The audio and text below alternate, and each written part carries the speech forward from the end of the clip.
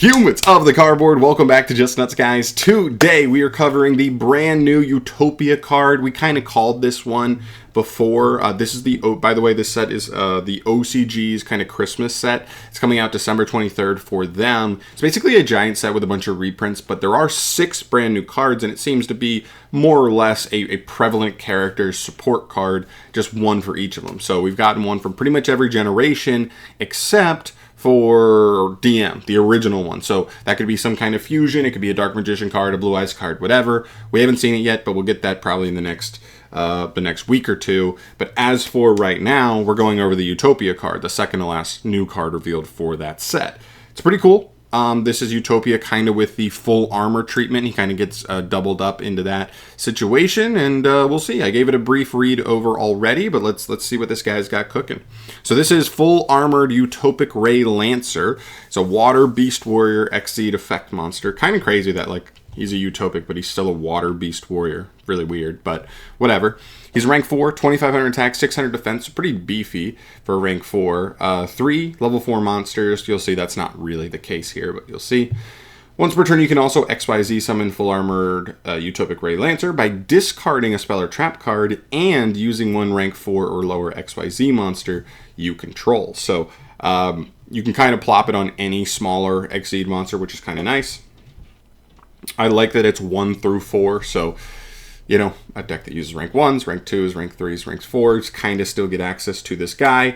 I don't love that you have to discard a card from hand for it, because that is going to really hurt the versatility of this card. It's going to make it a little more specific. It either needs to be a deck that very easily pluses you into a spell or trap that maybe you don't even super care about, but at least because it's there, it's free fodder for this card. Or you just need a deck that has spells and traps in it that actually give you value in grave, actually are good discards. But otherwise, not too crazy there. That's fine.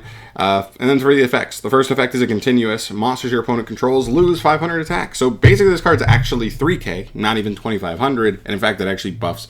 It's essentially making all of your own monsters like 500 better versus your opponent's monsters. So pretty decent. That's not bad at all.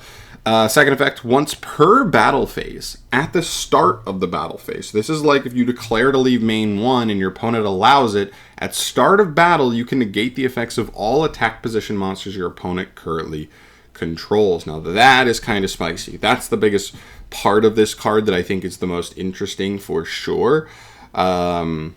Because he's basically like challenging your opponent's board. He's saying like, I might be turning off your whole board depending on what they have. Now, I don't love that this is attack position monsters only. This would obviously be better if this was any monster they have. But, link monsters are always in attack. And then, a lot of monsters have bigger attack than defense, so people leave them in attack anyway.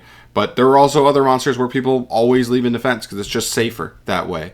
And so that's kind of the downside there, but it still is like a card that's going to set you up for a potential like Zeus line while turning some stuff off and like actually playing into a board regardless. So not terrible there. That's fine. And the last effect, third effect, when this attacking card destroys an opponent's monster by battle, you can detach a material from this card.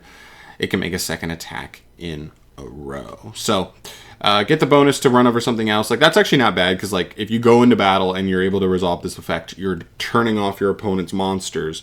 Then you're also lowering all their attacks by 500, and you kill something. Because it says second attack in a row, I believe this can only be used once because it specifically says second attack, unless it is like the translation is a little bit off, and when it does get translated, it says it can make another attack. Then this actually has even more potential to just like keep punching through monsters, but at least clearing 2 big bodies. I mean, he's essentially 3k attacking 5 like attack position monsters. That's pretty doable to just go like bang, attack, bang, while also turning off the opponent's board. I also like this negate is not even until the end of the turn. So many negates like this are just till the end of the turn. The fact that this is permanent is actually not too shabby either. So if there is anything you can't clear, it does still leave them turned off for the time being, which is pretty good. All in all, the card's interesting. Do I think it's quite good enough? I don't know, probably not overall. I think considering we just saw the full armor engine come out in Age of Overlord, it seems like that engine is actually more geared towards going first. Plus, going second, we already have Zeus and Typhon.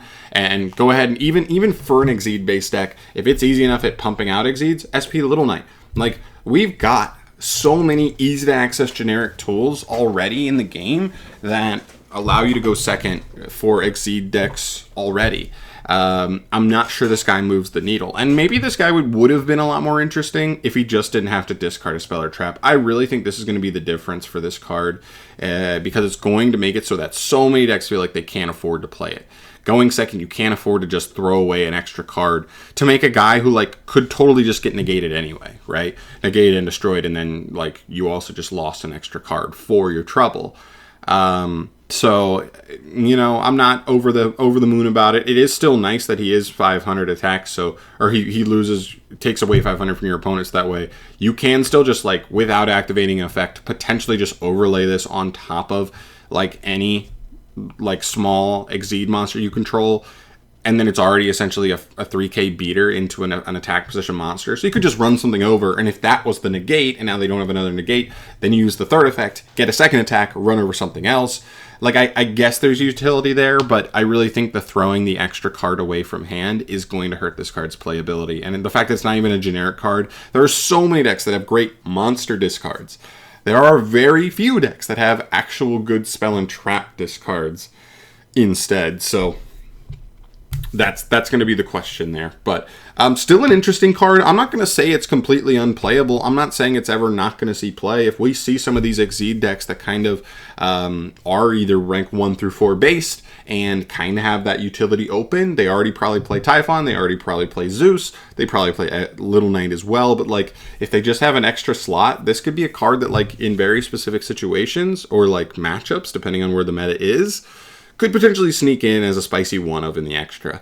I don't know, but to me, it's just okay. I think it's close. It feels like it's close to being actually like a good card, but I feel like it's just a little bit shy here of being able to see like consistent play in the game. But those are just my thoughts. Let me know your thoughts down below on this card. What do you think about it? Do you think it has a little more playability, a little more application than I'm giving it credit for? Please let me know in the comment section down below, as well as let me know what you want to see for the last card, the DM card.